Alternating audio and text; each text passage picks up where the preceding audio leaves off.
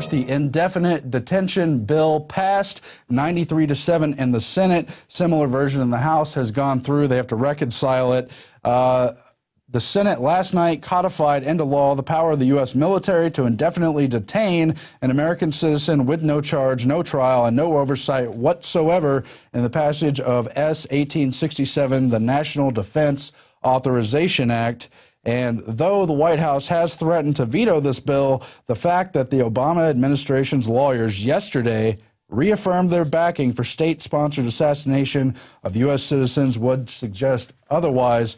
And of course, there are a number of executive orders and precedents of executive overreach, which already have many aspects of this on the book. But the idea of passing this legislation is, of course, nightmarish.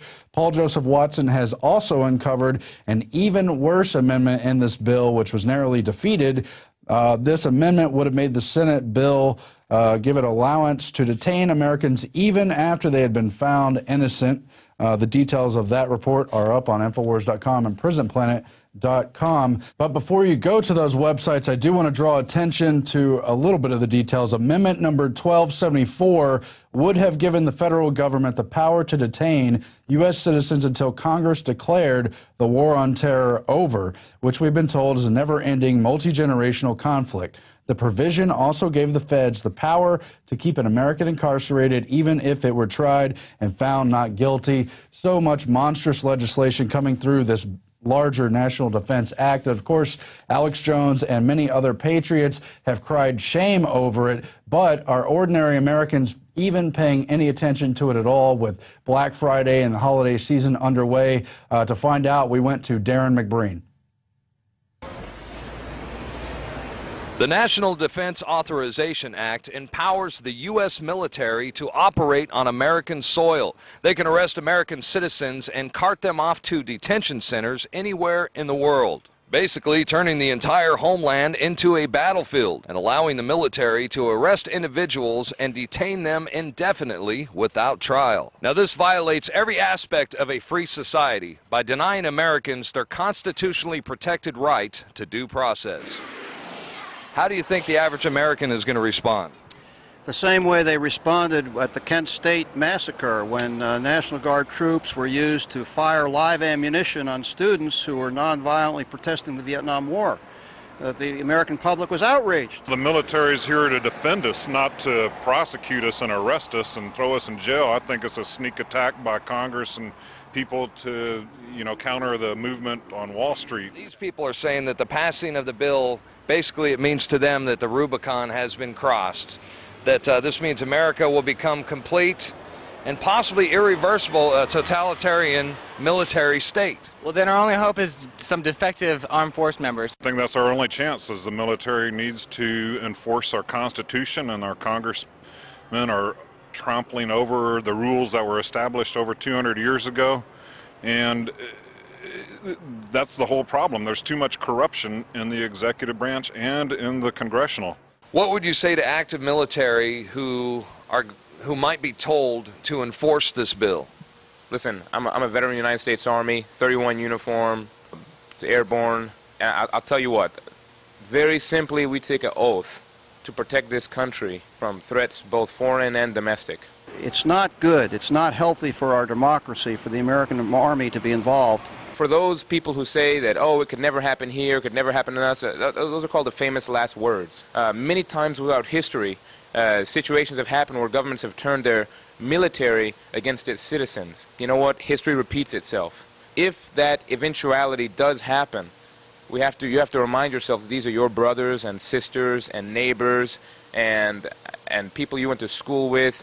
And remember what you're truly fighting for. It's for our Constitution, not for these puppets who are actually our servants who have run amok. Now, Stewart Rhodes, the founder of Oath Keepers, recently appeared on the InfoWars Nightly News, and he warned people that we are now at the point where all that will save liberty in America is another American revolution. But really, you should see this as a declaration of war against the American people. That's how we should see it. We need to stop this right now. If we don't, Alex, I do believe that there will be no recourse except another revolution. Otherwise, we are going to be lost. We will be put in the same position as the Founding Fathers were in 1775.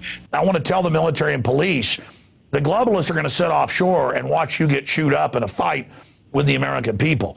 It's very important that police and military really make a decision now which side they're going to be on. The military, you're right. Choose now whom you shall serve. Either you are, I'm talking to the military out there especially, either you are a son of the Republic and you will defend the Bill of Rights and the Constitution, or you are a traitor to your country and you are nothing but a lowly dog, an obedient dog to the powers that be. Choose now whom you shall serve. There's a lot of constitutionalists out there who are in such an uproar that they are saying that this bill places us in almost exactly the same position that our forefathers were in when they were forced to take up arms in defense of liberty back in 1775.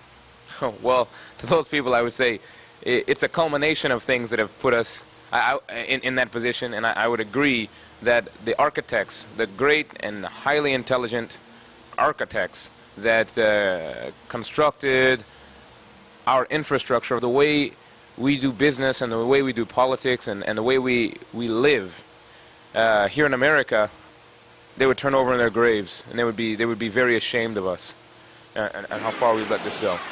Indefinite detention without due process leaves citizens without the legal protection of the Constitution, and it strikes at the very heart of the essence of U.S. law. It is positively shameful that any elected representative would even consider voting for such an assault on so sacred a fundamental value as the right to due process.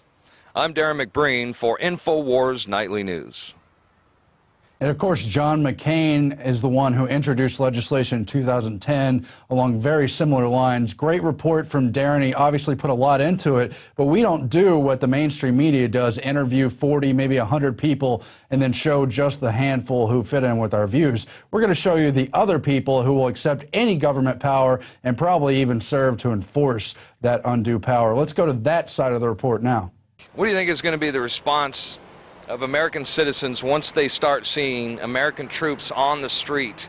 I think that most people are going to be divided. I don't do anything wrong, so I don't have anything to fear, so I'm not afraid of the military. The military being on the streets of America, there's a new bill that's being passed. It's a great idea. I'm all for it. So you support to fight terrorism, military on the street? Of course, I do. So you think in order to fight terrorism, that would make you feel a little safer seeing military on the street? Yeah. So I think the only people that are afraid of the military is people that commit crimes or, that are in criminal organizations. So. And the combination of pure corruption and pure ignorance will be the death of this country. We're going to be back with a whole lot more after this. But just a quick reminder, you support us on this show, getting the word out with these hard-hitting reports by buying the subscriptions and the DVDs. But right now, for the holiday season, we have an incredible discount, $39.95 for the yearly Prison Planet subscription. You can share it with 5 other people, or you can get it with 18 of Alex's DVDs in shiny packages to give out as gifts at Christmas or any other holiday. And we would appreciate that support and urge you to do so. Give information instead of plastic junk and everything else. We'll be back in a moment with a whole lot more. Stay tuned.